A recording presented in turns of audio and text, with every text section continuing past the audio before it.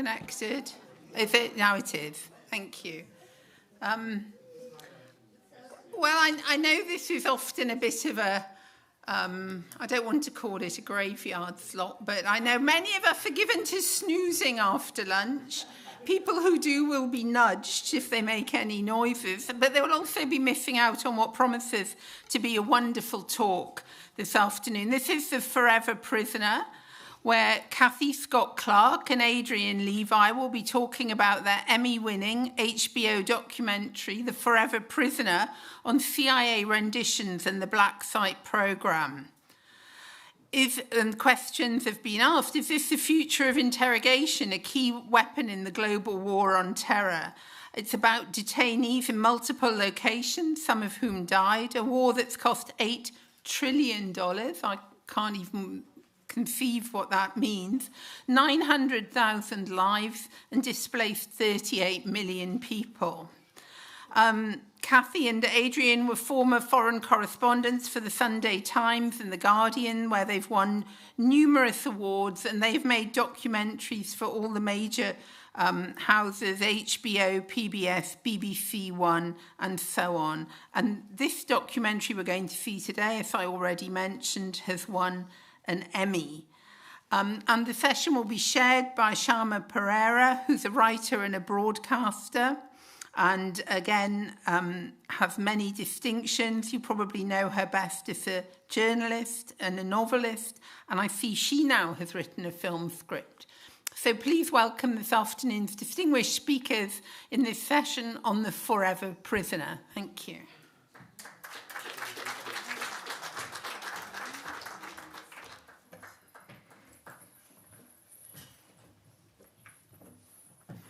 We have an hour. We're going to have finish by 3, and we have questions from the audience. Yes. Does anybody need to be on a mic, or can you hear me perfectly well? We can share one. Think of the stream. Oh no, I've got one.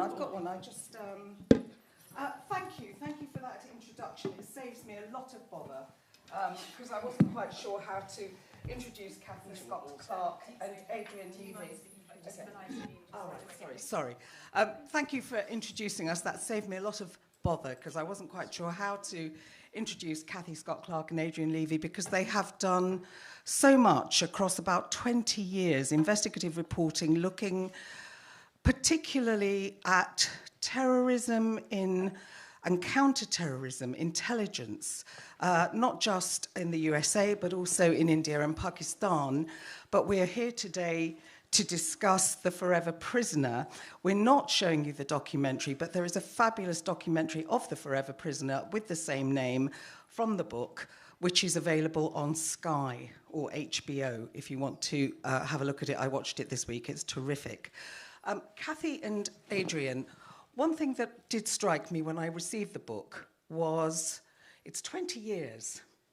It's 22 years since 9/11, 20 years since Abu Zubaydah, about whom this book, or on whom this book focuses, was arrested. Why now? Is this the time that you felt it all needed to be pulled together? And what did you feel was particular to this distance that was worth raising with us? There are many, many reasons for why now. The first one is that Guantanamo is still open. And Abu Zubaydah is still there, and he's never been charged, and he probably will never be released.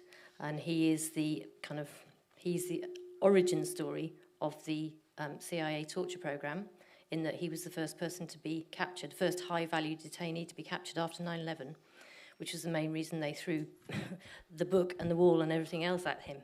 And there is a huge debate in America particularly, obviously, about closing Guantanamo.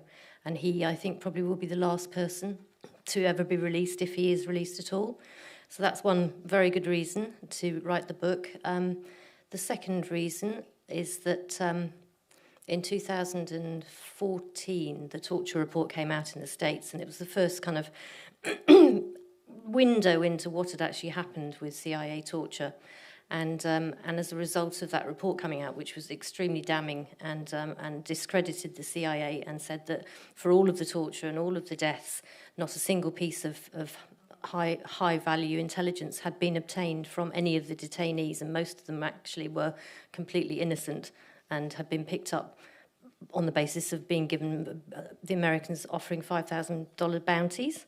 And as a result of that, the CIA went on a sort of a PR offensive, and a few people from the program started talking a little bit, including James Mitchell, who was the architect of enhanced interrogation, as they call it.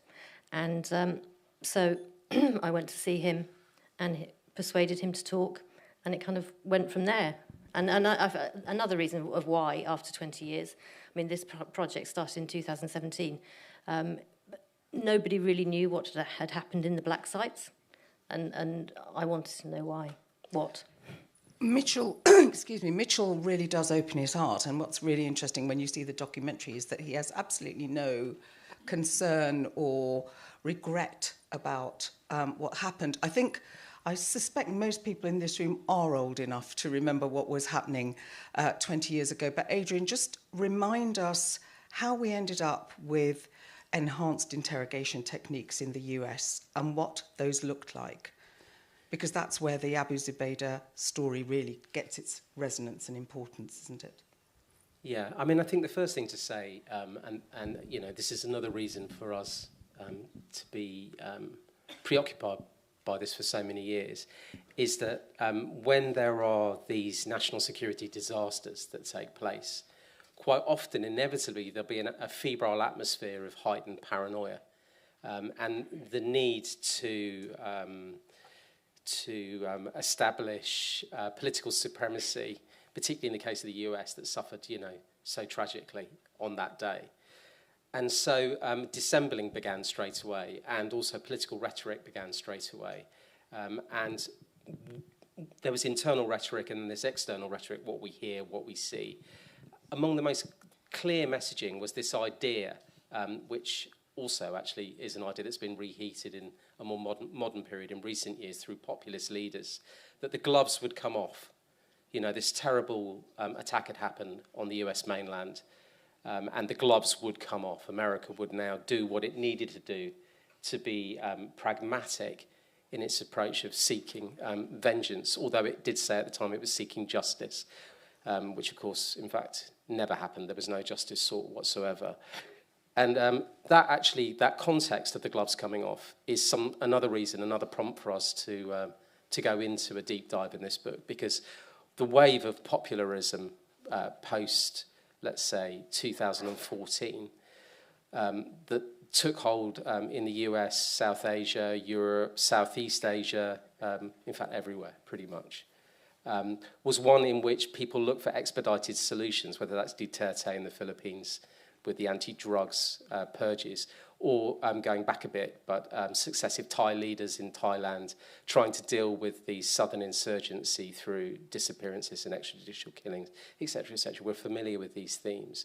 So that was another prompt, reflecting back to an earlier period in 2001. Of course, there's also then the swathe of legislation that surrounds this, the Patriot Act that would follow, and all of the codicils of that act that would increase massively intrusion, all of which are backed up by, you know, the paranoia that was building, that there's an enemy within somehow in society that we haven't accounted for. And that, you know, in the case of, most importantly in the case of this story, an idea put forward by the CIA that there would be a second wave. So the first wave was those attacks we're familiar with in the conspiracies of 9/11. And the second, it was suggested and promoted actively by Langley, was some kind of WMD assault on the American mainland involving either a dirty bomb or some kind of fissile material, which would be devastating in an American city. Why would that be promoted? It's part of the idea that an organisation that is coming in for enormous criticism for failing to stop 9/11, but not only that, having in some way concealed critical facts leading up to the path of 9/11, which I think most people are familiar with now in the origins of 9/11, needed to re-establish itself and its supremacy in a sense, but also its political traction in DC. And so this idea becomes advanced. Just one final thing, I think Cathy should pick up on the roots itself of enhanced interrogation, which are long and thorny, but just setting the political context on this. right from the beginning, it was quite important in the narratives that we're building alongside the second wave narrative for there to be some kind of early victory declared. That became as important, given the broadside on the US, and its appalling, tragic consequences. And one thing that became apparent was that Abu Zubaydah was already being manufactured, the story of Abu Zubaydah, positioned and manufactured to present him as de facto an architect of 9/11, a senior leader, if not the number 3 within the Al-Qaeda movement, an Islamist who was connected to many other abhorrent acts that had taken place. And therefore, when his capture came about, it could then be pronounced by virtually every principle in Western politics as the capture of somebody who was the architect of the 9/11 conspiracy itself. But perhaps you could talk a little bit about the origins of the programme. Unless you want to ask a different question. Well, I was just going to double check that was it not pre-enhanced interrogation, pre-torture, that Abu Zubaydah actually brought up this idea of a dirty bomb when he was being questioned, or did that come afterwards? Because that goes back to him originally before Padilla comes in, doesn't it? I mean, this long and convoluted story was one of the main things the CIA said that they had achieved through the enhanced interrogation program, which was identifying through Abu Zubaydah and then capturing Jose Padilla, who was a convert of Hispanic origin from Miami, and Binyam Mohammed, who is resident of the UK. Abu Zubaydah talked about this before he was subjected to enhanced interrogation to his FBI interrogators, and this is the source of a huge row between the FBI and the CIA as to whether enhanced interrogation works or whether what they call rapport-building interrogation works, which is asking questions without beating someone up. He talked about this voluntary. I mean, he had to be severely interrogated, but not physically, to start talking about this supposed plot, which actually was never a plot in the first place. And he told the FBI that it was never a plot. It was just 2 idiots who'd got caught up in jihad, having come to sort of lend their services from the UK and from the States after 9/11, and who decided that they were going to get some radioactive material and put it in a bucket, and that they could enhance it to become fissile material by swinging the bucket around. And they came and told him, and they'd looked all this up on something called some white supremacist website while they're all staying in a safe house in Faisalabad in Pakistan with Abu Zubaydah, who went, "What the hell are you doing, you idiots? We're trying to hide, and you're looking up all this kind of really crazy stuff on the internet. We're not even supposed to be on the internet." So anyhow, he eventually gave up this information, basically just to give something to his interrogators. But the CIA then came in and started enhanced interrogating and beating him up and waterboarding and all the rest of it. And they claimed this kind of prize story because in the States it was spun as like, we have stopped the second wave of attacks. This was going to be a dirty bomb on New York. 15,000 people were going to die immediately. I mean, it was just total hype. Typical CIA style, and picked up by the Bush administration and the Attorney General in particular got on the bandwagon. And anyhow, the CIA wanted to own that story, so they claimed it as their success. But then in the Senate Intelligence Committee report of 2014, they pulled apart all of the cables, which we also did with extra material in the book, which showed clearly that Abu Zubaydah, and having spoken to Abu Zubaydah directly through letters, that he'd given all this up before he was waterboarded and slammed into walls. So he had. I mean, I just wanted to get those pieces into place, which was that it came out of. First of all, he was a fixer, but he was not a member of Al-Qaeda, and he was not privy to secrets, but he was like a fixer in a shed providing passports, and he had an intention, but the intention was more against Israel than against the US, and even so, it was just an intention. It was not he was not doing anything in practice.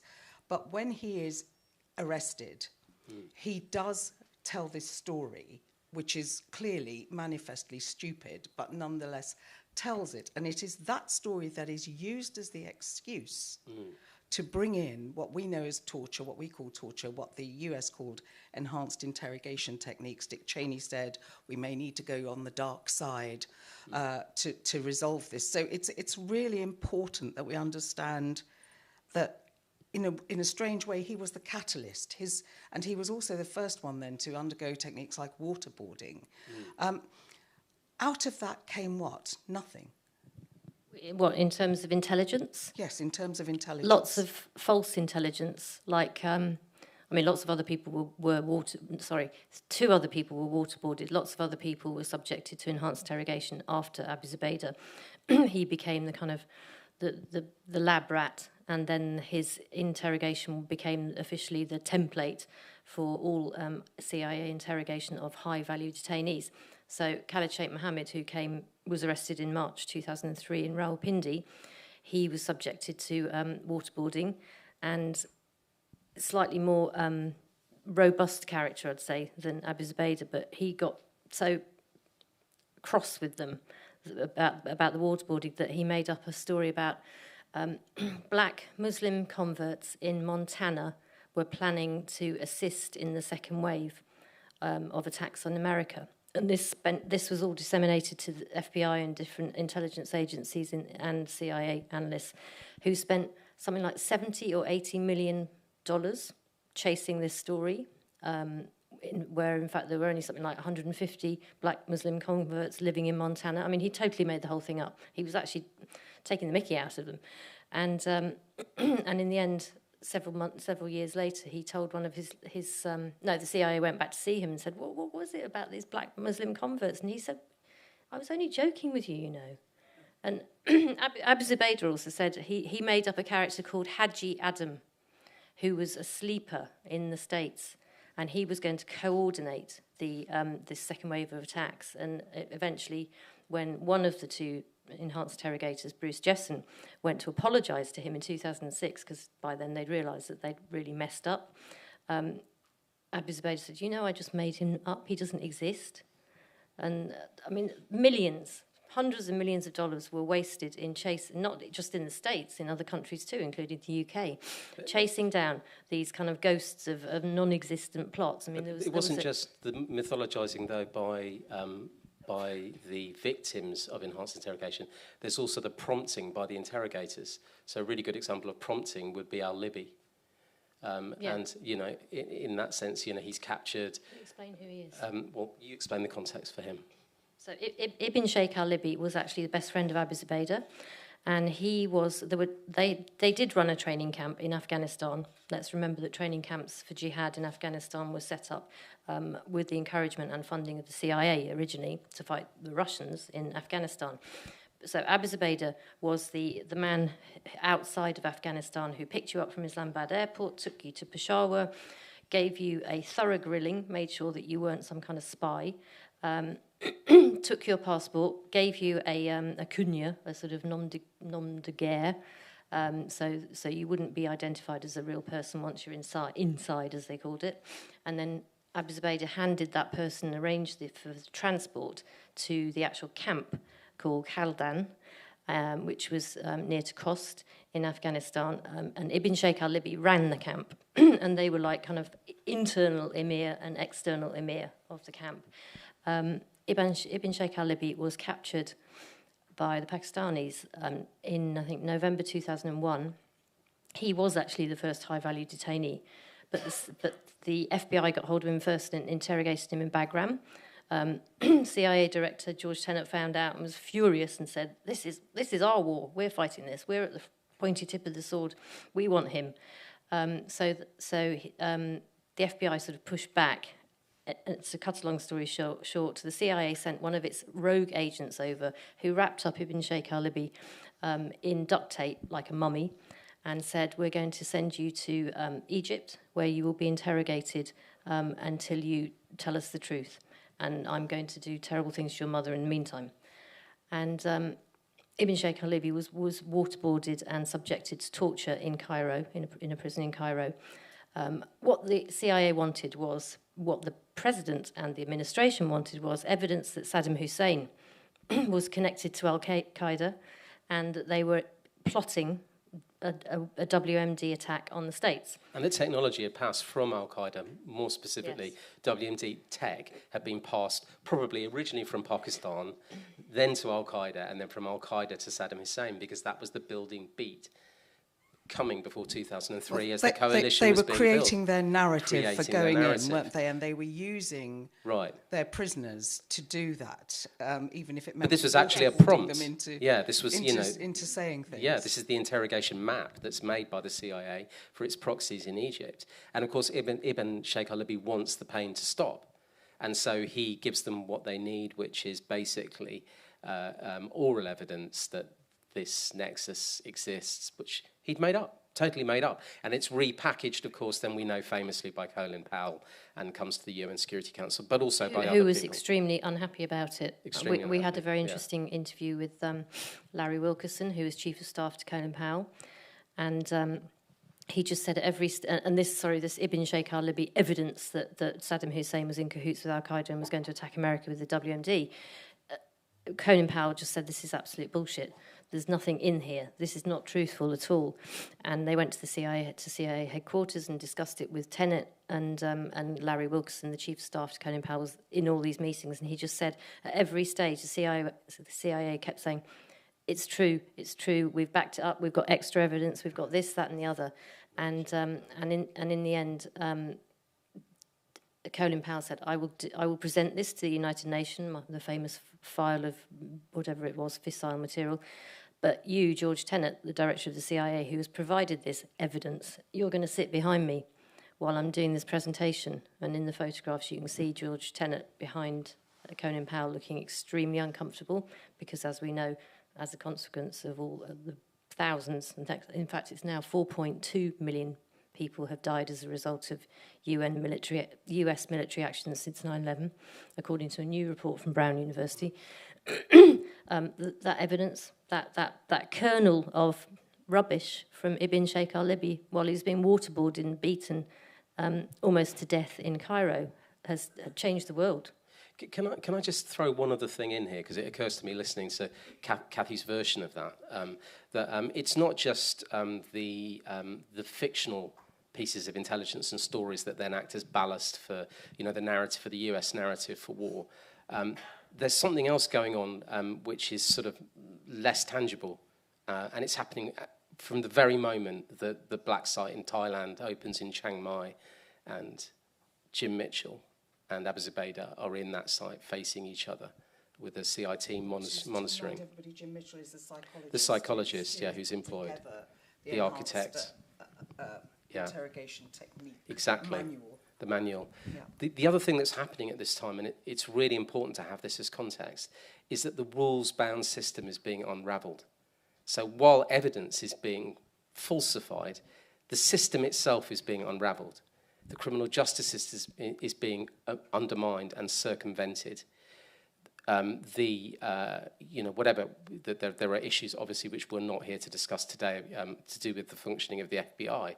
Absolutely, there's such a rift between the way that they do their jobs. It's just completely different, isn't it? Completely different techniques. Well, if we come back to that in 1 second. But on the rules-bound system idea, it's not just the functioning of the criminal justice system. It's also the global conventions and political pacts that build up the rules of war, if you like, these tentative ideas that there is a human rights framework that surrounds issues like disappearance, torture, the targeting of civilians, etc.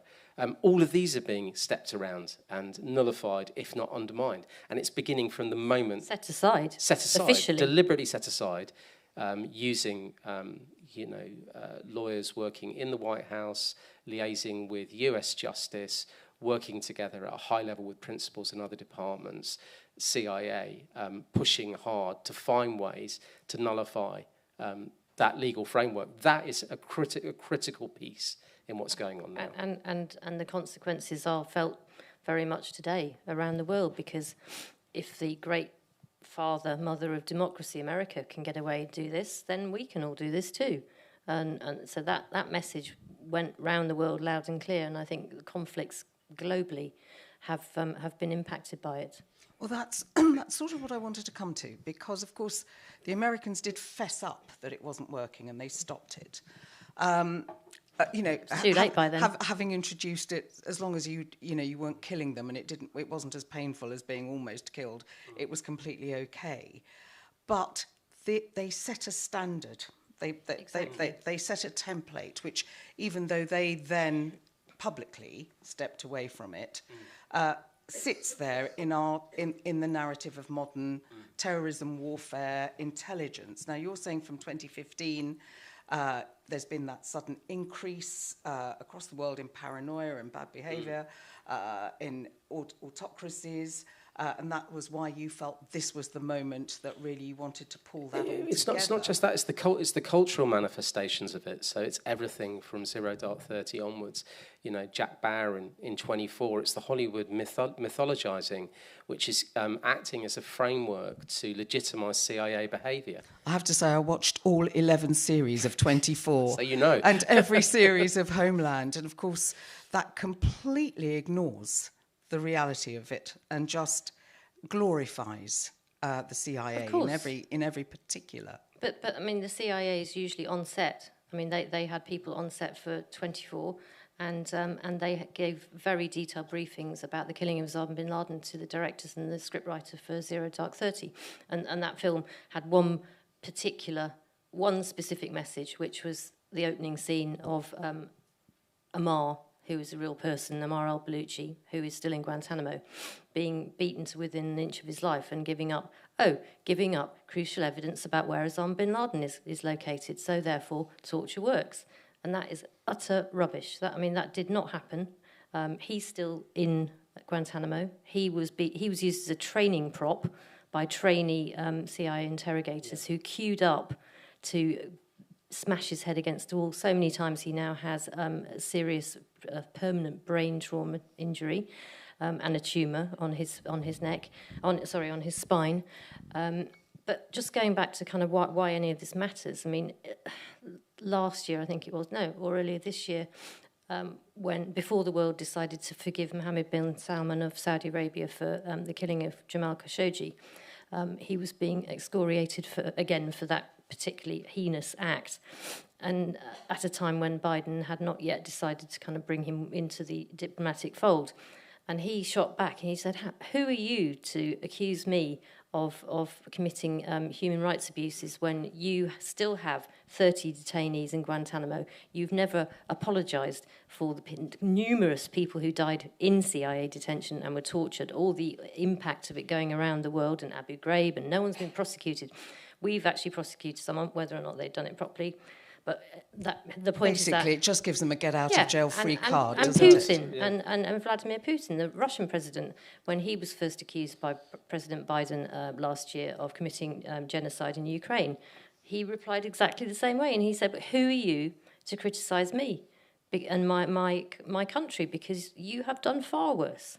But can I just say, I will come to the audience in about 10 minutes. So if you have questions, I will be coming to you. But I just want to sort of get through all of this first. Can I just chip in? I think those are the big pieces. There's also a very, very important sort of smaller simmering piece, and that is the popular consciousness. So all of that propagandizing, the tame journalist reporting on, the success of the CIA program, enhanced interrogation, the mythology about the second wave, the Islamophobia that was whipped up, the enemy within, the Montana cells, stuff that's repeated everywhere and then endorsed and platformed by Hollywood. It has a massive impact on our collective psychology. So in America, they have something called the Spy Museum, and the Spy Museum shows, great artifacts from the Cold War and other. And enhanced interrogation. And enhanced interrogation is a new item that's on show inside the Spy Museum. And when the enhanced interrogation props were put on show, they initially had a super controversial poll that took place. Button that you pressed on the way out. And the simple question, I think, said, does torture work, yes or no? And you had a choice as a member of the audience to go and press the button yes or no. And I believe it's correct to say that most people, the majority, pressed yes. And They had to that take- is they- part of the deep They took the damage done to the fabric of our collective consciousness. And the interesting thing, of course, and I just remind everybody that we're here to discuss the forever prisoner, is, of course, that it made absolutely no difference. It didn't give any useful intelligence. And I think we've known for hundreds of years that actually torture does not ever produce evidence, because people will say anything when they are in severe pain to stop the pain. Now, you've referred to the prisoners that are left in Guantanamo. Abu Zubaydah is one of the 3, I think, forever prisoners who will be there. Yes. Tell us more about that. Well, he was the first one to be tortured or interrogated enhancedly. And so the CIA put together they went through a huge process of legalizing this illegal treatment. And the team who were to interrogate him with these methods were already at the black site in Thailand.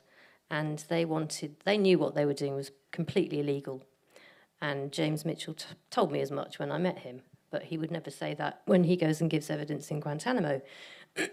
But at the point where they wanted to introduce waterboarding, which is basically, it's not simulated drowning as they describe it, it is drowning, and then they just pull you up and kind of, you vomit, and then they slam you back down again, and they do it all over again. It is drowning, temporary drowning. So at the point that CIA headquarters wanted to introduce this, the team in the field realised eventually that actually they might end up being prosecuted for war crimes. So they sent a cable and said, we want a reassurance from headquarters, from the director, that this man will remain, if he survives, we don't kill him, and if we do kill him, we'll cremate him. This is all in cables that we got hold of. We'll cremate him in Thailand, so there'll obviously be no evidence left. But if he survives, we want written assurance from headquarters that he will remain incommunicado for the rest of his life. And the headquarters message that came back, written cable, which is in the book, was he will remain incommunicado for the rest of his life. He will never get a chance to tell anybody what you're about to do to him. And they have managed to keep half of that alive, in that he is still detained incommunicado. And the only people who are allowed to see him are his military lawyers. Sorry, he also has some civilian lawyers, but mostly military lawyers, so people in uniforms still.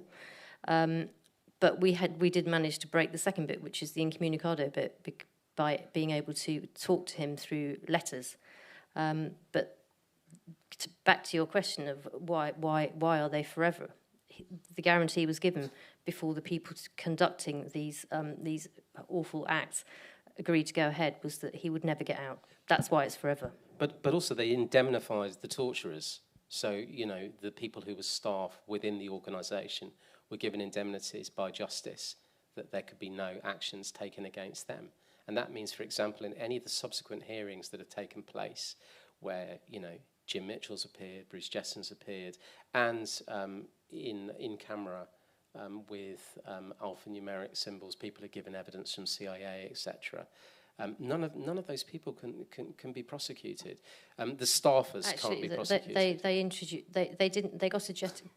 They asked for a get out of jail free card from the Department of Justice in advance of doing enhanced interrogation, which actually the Department of Justice did not give.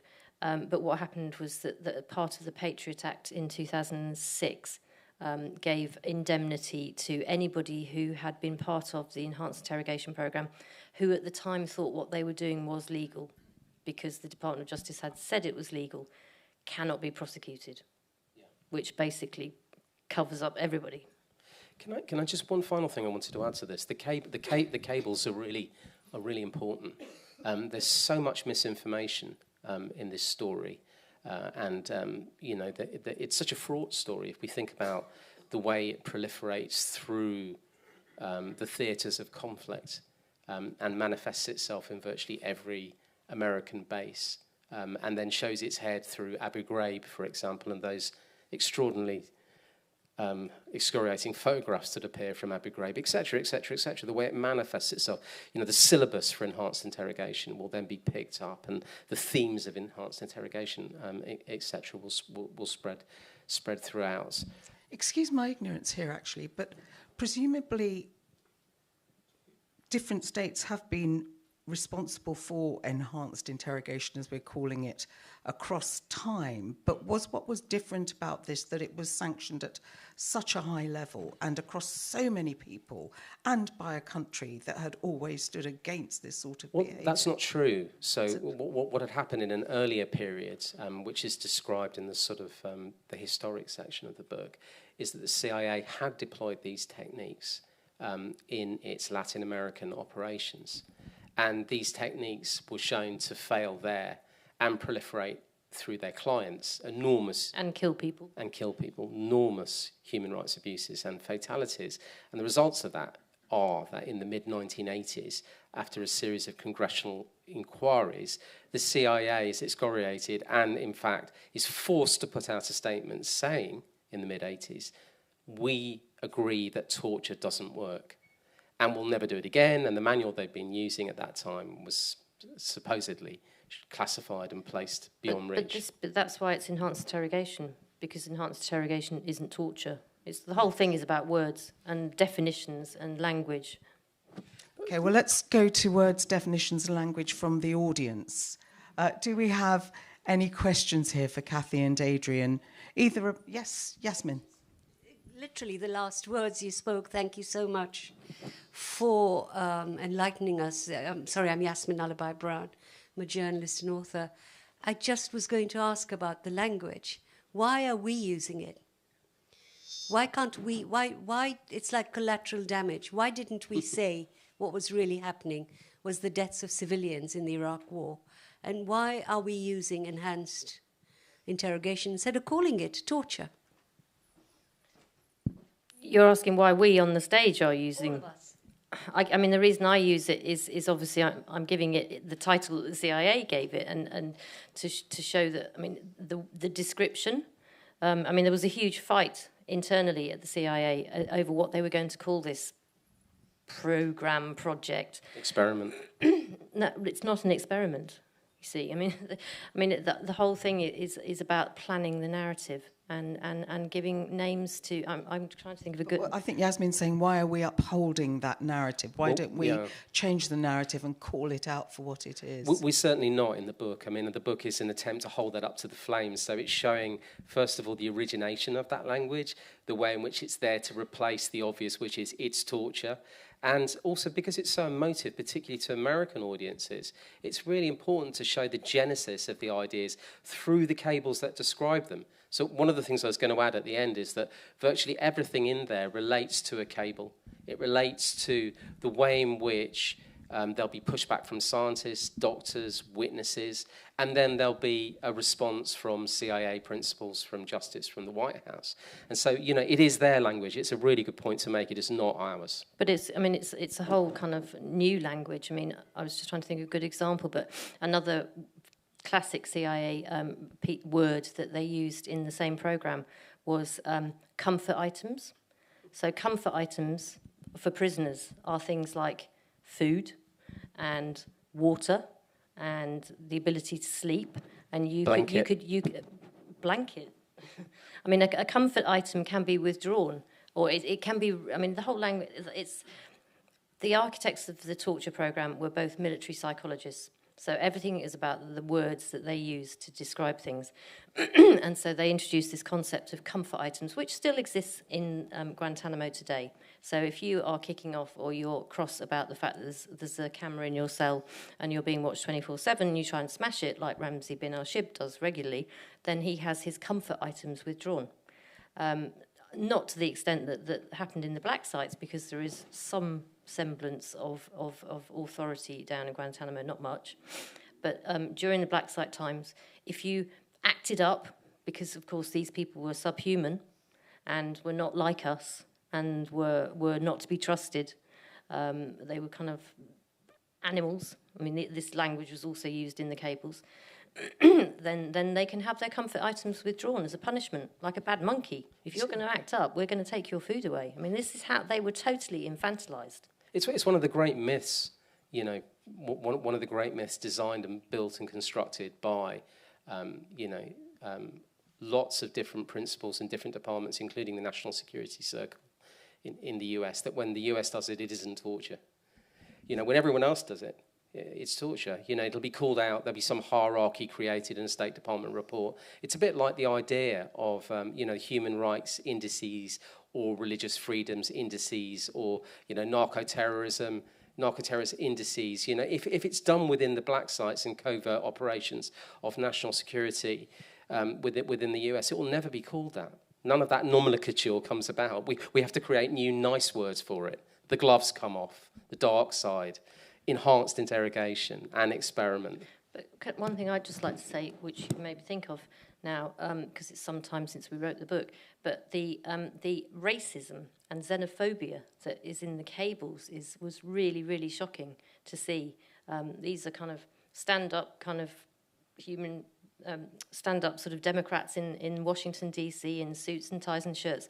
And they're going around in the Department of Justice and the White House just describing Abu Zubaydah as Abu Butthead or Boo-Boo. I mean, horrible language that was being used. Bestial language as well for some of the other prisoners. They're reduced into beasts. The whole thing is a way of creating emotional distance between themselves and the subjects. The other thing that comes out through the cables is the theatrical manufacture of the torture chambers themselves, which then they get down to a fine art of industrialization. So they're mass fabricated and collapsible so that they can be put on the back of a C-130 transporter effectively and then shipped into a site, let's say, in Poland or other places. So, you know, there's a sense of an industrial process here. I mean, that's something that really shocked me in the description, for example, of the Polish site. Thank you. I'll take another question from here. Thanks, Yasmin. I've not watched Homeland, but I do admire Barack Obama, but I've heard that it was one of his favorite programs. So now the popular imagination watches Hollywood, and they think Hollywood is great. So the best thing that could be done is to prevent Hollywood propagating this myth of American democracy versus the rest of the world being rubbish. So how does one do that? I haven't got a clue. Wow. I think that's an impossible task because, I mean, I'm not a historian of cinema. This is more your area than me, but surely the whole premise of Hollywood is to promote the great America in the world. Yeah, I mean, I think there's resistance to it as well, many culturally. But I mean, it's a really interesting point, isn't it, in terms of like the damage, the sort of the proliferation, the footprint is so vast. It's very hard to correct. I think that's what I was trying to say clumsily before, that our popular, in the popular imagination and popular consciousness, things become so heavily ingrained that you could leave an exhibit and actually believe that being slightly harder to someone, you know, not being too gentle or polite, you know, effectively is the way that the CIA placed it, you know, that those acts benefit the state at a time of war.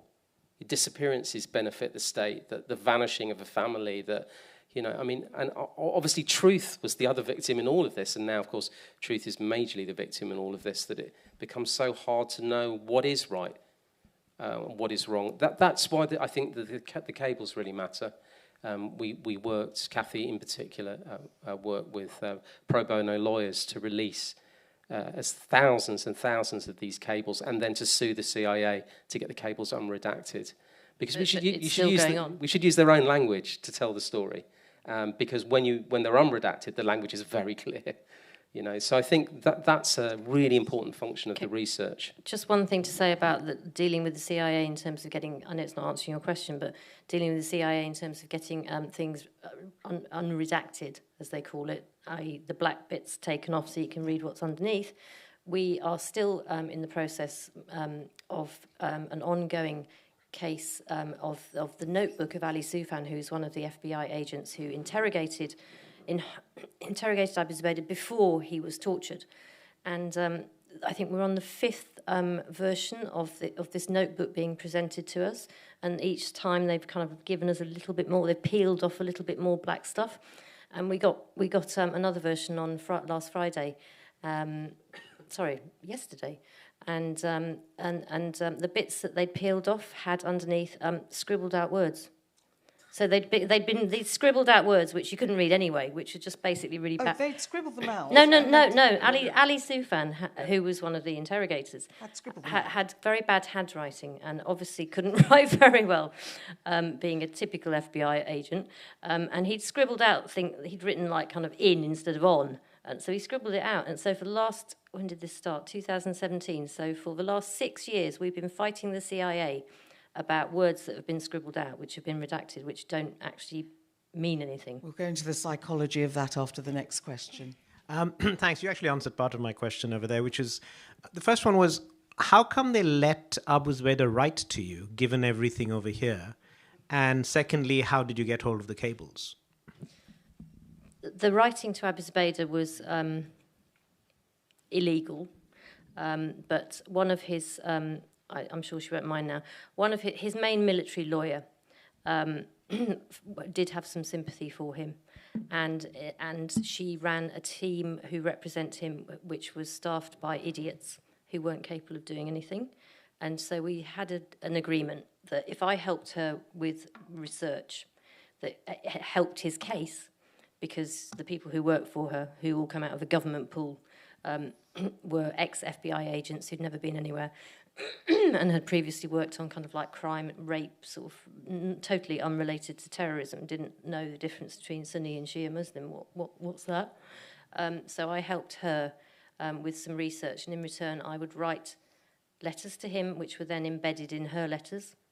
And he knew, obviously, that just the different way of the language, which bits were from me and which bits were from her. So she'd go, Salam Zain, which is his first name, we're doing this, that, and the other, because her main job is to send stuff down to the camp, like he needs a new pair of trousers or some new underwear, or he wants some, like, teeth whitening stripes. So that's what her letters mainly are about, because he doesn't... Did he want teeth whitening stripes? I mean, he has to continue to be a human being, even though he's never getting out.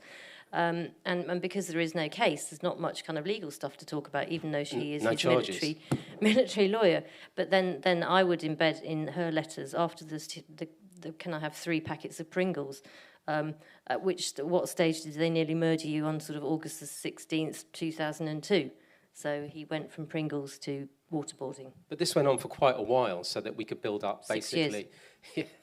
We could build up an extremely detailed account of things that had happened. And then there's also, to be fair, not all of the information, there's continual FOIA requests, Freedom of Information Act requests, which are massively successful. There's then the court cases that take place through Yale lawyers to sue for the redactions. But also, to be fair, there's also the ongoing legal, non-legal process, which involves disclosure. And the disclosure can often throw up cable traffic, and then you have to sue to get that cable traffic unredacted. So, and then building within that, I think one of the great things that you've done across all of the books since we were children and began this exercise many decades ago is creating these new chronologies, because the official chronologies are so unreliable. That, you have to use the cable traffic to create the chronology, and then you make that ever more detailed and then attach data to that and cables to attempt to try and get a sense of what's happened and build the history out of those chronologies. So it's quite a large exercise. Thank you. Yeah, I just wanted to invert the gaze of what you've been discussing, because when bin Laden was killed in 2011, that huge trove of documents was taken away. Presumably you've not been given any, no researchers have been given any access to those documentation. So what I'm curious to know about is whether there's any indication that sitting in Abbottabad, bin Laden was aware of what was happening to Abu Zubaydah, Khalid Sheikh Mohammed and the others. And allied to that was whether there's any possibility of the 2009 Camp Chapman attack, in which 8 CIA operatives were blown up, was in part a response to what they knew was going on in Guantanamo Bay. Thanks. I think there was a lot of media reporting from 2000, mainly in the States, from 2004, I think, onwards about black sites. And obviously everybody knew all about Abu Ghraib, and there were hints that Abu Ghraib and the mistreatment and torture in Abu Ghraib had come out of the CIA black sites, even though at that stage no one was really sure where they were. I think it was well known that people like Abu Zubaydah and Khalid Sheikh Mohammed and some key Al-Qaeda people were being held somewhere in the world as ghost prisoners in black sites run by the CIA and were being tortured. So I'm sure all of that went back to bin Laden in Abbottabad. I think with Camp Chapman, Al-Qaeda was very lucky because one of the the most senior CIA official who was killed in that attack was Jennifer Matthews. And she had been involved she was the AZ expert before Abu Zubaydah was captured. And part of her job was to put out to the media this phony story that he was number 3 in Al-Qaeda and senior bin Laden lieutenant and a funder and a planner of 9/11, etc., etc., etc. Oh, and had been trained in resisting interrogation, which is why they had to resort to enhanced interrogation, because he trained Al-Qaeda, I mean, this is all rubbish, he trained Al-Qaeda people how to resist interrogation. Anyhow. And created a manual, which he then passed through which to is other also people. rubbish, because he didn't write anything. Well, it wasn't he refused membership of Al-Qaeda because he was illiterate? No, Wasn't that one of the things? no. He had brain damage because he'd been hit in the head by shrapnel. But just going back to Camp Chapman, Jennifer Matthews, so she had been the promoter of the CIA bullshit lines on Abu Zubaydah before he was captured, and then she was taken to Thailand and became a great favourite of Jim Mitchell, the interrogator, because she thought Jim was great, and she supplied all of the subject matter information, which is basically the evidence that they want to put in front of him and say, right, we're going to waterboard you unless you tell us that Manhattan's going to be hit tomorrow because you said that Jose Padilla was going to make a dirty bomb. Now we need to know exactly when it's going to happen. Anyhow, Jennifer Mitchell was killed in Camp Chapman, and along with 5 other CIA officers, I believe. I think they were lucky in that respect, in that they got someone who was directly connected to this enhanced interrogation program. We wrote about Balawi, who was the man who blew himself up in Camp Chapman in the last book. And The I mean, Exile. he was kind of a strange lone wolf character who was I met his brother actually in Amman in Jordan. He was from Jordan. He got radicalized kind of very privately in his bedroom, and then went and offered his services to Al Qaeda in the tribal areas of Pakistan. And I'm trying to remember if he knew whether she was going to be there. I don't think he did. He knew that the CIA were sending over a big welcoming party, and he'd agreed to go and meet them because he was going to allegedly give the whereabouts of bin Laden, and then instead he blew himself up. But whether or not he knew that she was there, someone directly connected to CIA torture, I don't know. Some of the Abbottabad tranche has Nellie Lahoud. Nellie's book obviously covers quite a lot of that because she worked for West Point. I like Nellie a lot, and she's done really great work. But when she was in West Point, she also was an accessory to the sort of weaponization of some of that material. So the CIA cherry-picked documents, they gave some to Nellie and to a few other journalists, who then put forward the stories the CIA wanted on the death of Al Qaeda, the dwindling nature of Islamism, the sort of infantilizing of Osama bin Laden himself. There's all sorts of stuff which they leaked to those reporters that came under the broad sort of title of The Lion in Windsor. I'm going to put in a quick last question. I'll try and keep it quick. So, seeing as we're in Britain, and Britain has its own history, I don't know, Kenya, Malaya, Northern Ireland, and I don't know where it goes after that, to what extent is there British involvement in the stuff that you're writing about and talking about? In terms of Abu Zubaydah, I suppose in terms of torture and that sort of thing. If we look at the case of Abu Zubaydah, the British government is being sued by him and his representatives now, because although British intelligence was not present in the room when he was tortured, the British intelligence officials sent in questions for him to be asked while he was being, in the knowledge that he was being tortured at the time that the questions were asked. So there is that connection. I think that applies to multiple detainees, not just to Abu Yes, Zubaydah. but there is an active case in the British High Court at the moment. Yeah, I mean, it's a really good question. It isn't actually directly dealt with in this book. We dealt with it in another book. A really good example of the proliferation of those strategies, which are broadly termed sort of counterinsurgency, is that the British school other nations in those strategies. So we were, for example, making a film in Manipur, and a police chief in Manipur, who was also working with domestic intelligence, described a training program where he was brought over to work with the Royal Ulster Constabulary. And the RUC trained a group of young intelligence officers in counterinsurgency in the context of the 6 counties. And from that, and then a study of earlier work that had been done in other places that you've mentioned, particularly Malay and Kenya and...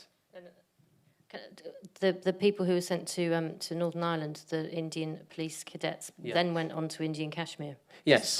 They circled around all of the conflicts. In fact, they went to the Punjab, and then they went to Kashmir, and then they went to other places in the northeast. So there's definitely linkages where there seem to be like a library of knowledge, and that knowledge is then disseminated. And of course, the same exists in the American context of enhanced interrogation. Not a public library, and I do have to bring this to a close, but I'd just like to ask you both very quickly, how do you, as journalists who have devoted your lives to digging out this sort of information, looking at these sort of issues and stories, how do you keep that line with that? Because both sides are dark. Well, neither side is noble when you're looking at these sort of issues, but and you're looking actually at the process rather than the morality or the value. How do you yourselves kind of walk that line? What are the considerations when you are putting together information? I think we have very different approaches on this. Is a critical issue between us, because I see myself as a reporter. And I want to just put the stories out there from both sides and let the reader or the viewer decide whether somebody's right and whether somebody's wrong. I do have opinions, but I don't like to be opinionated in writing or in a film as much as I can stop that.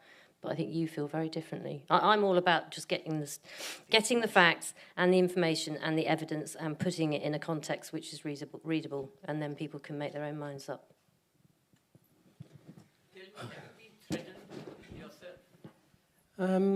Yes, it happens, but we're not really the folk. We don't write about ourselves, and it does happen. You know, you have to plan extremely carefully. You know, but then all of this is about not being an internet warrior. I think all of this. Answered this question. All of this journalism is about being in the places where stuff happens and not doing it from your bedroom. So I think that matters, like not censoring yourself and. And I'm going to threaten you now. Quickly, just answer my question and let's finish.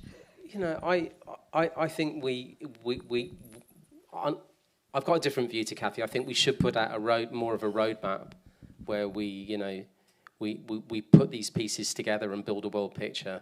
You know, I feel there's a lot of connective tissue between these issues. The answer. So that kind of matters to me, is creating that roadmap. Well, it's just really interesting because it is a hard line that you are both walking. I just want to remind you, it's The Forever Prisoner, and I know we have copies if people are wanting to purchase one. Also, as I said, the documentary, which is fabulous, and it is extraordinary watching Jim Mitchell, the father of enhanced interrogation techniques, torture without any concern or guilt or regret, talking about why and how he came up with the ideas that he did. And made $70 million in the process. And made $70 million in the process. Thank you very much. Thank you, Cathy. Thank you, Adrian. Thank you, everyone.